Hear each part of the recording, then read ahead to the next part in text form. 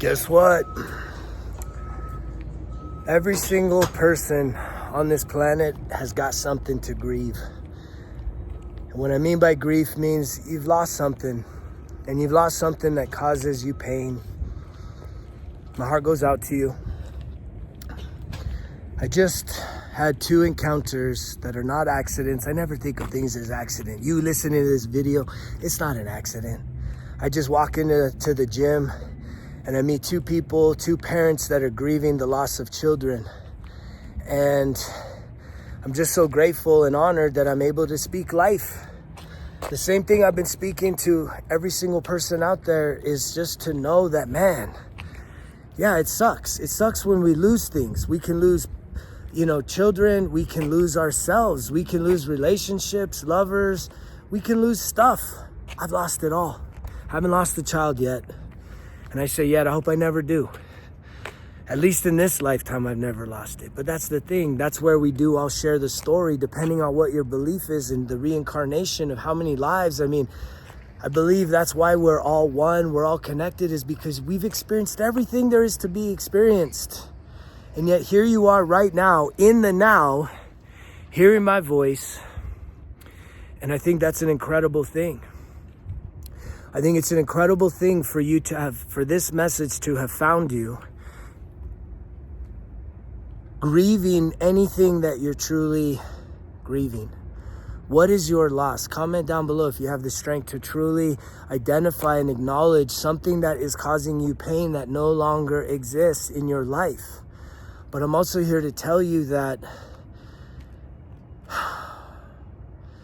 if it's a connection,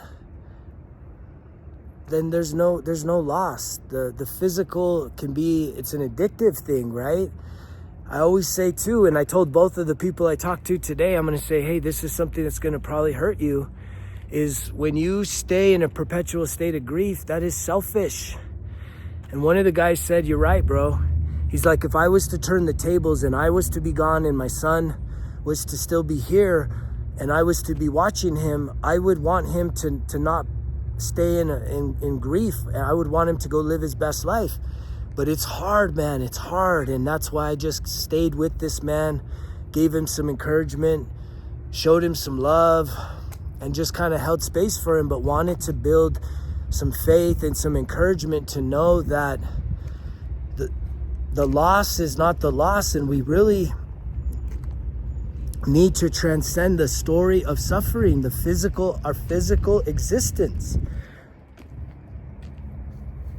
How many of us, how many of you are literally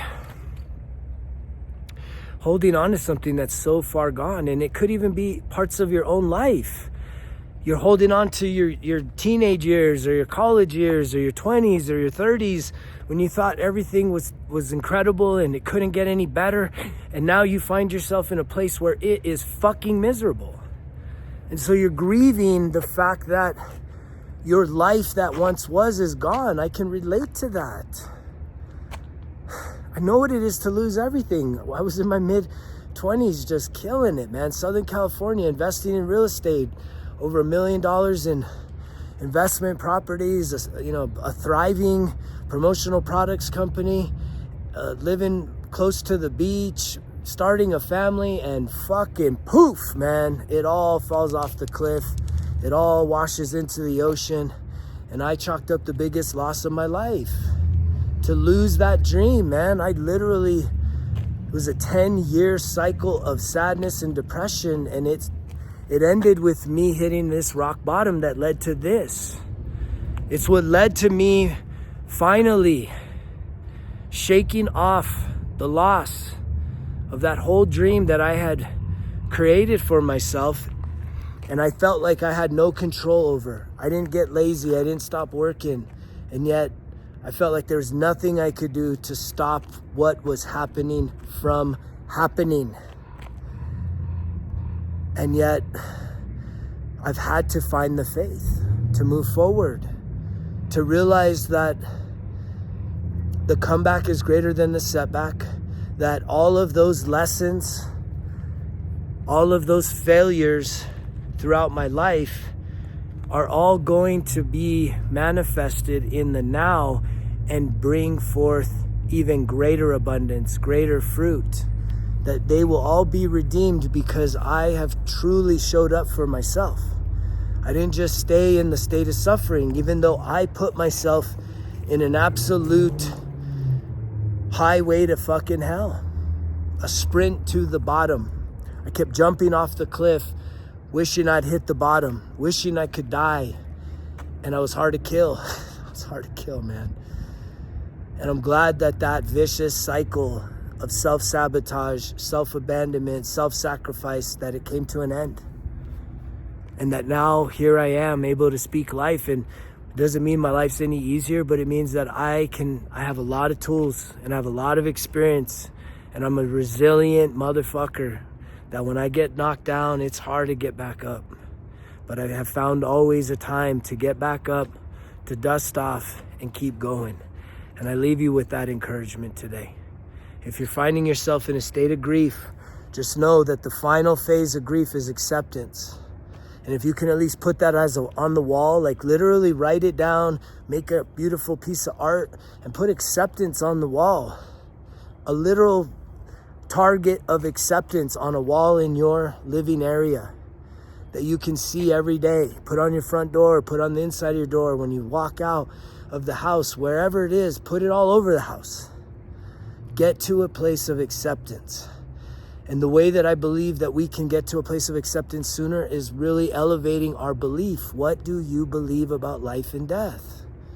I say it's selfish because, again, you holding on to something that is gone is holding yourself back from living your best life. And it's also holding that person, that soul back from being free as well. There is an attachment there that needs to be released.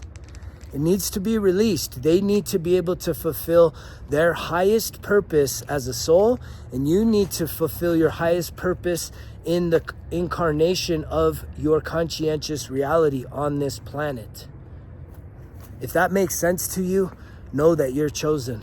Know that you're not alone. Know that here at Results Kill Excuses, this is a community of like-minded people that are looking to do life on life's terms, to become the best version of ourselves, and ultimately to use that version of ourselves for the greatest good of humanity, to truly elevate and shift the conscientiousness of this entire planet we call Earth. I love you guys. Don't give up. Keep going. You know the drill. Results kill excuses, because if it was easy, it wouldn't be worth it. Greg's out.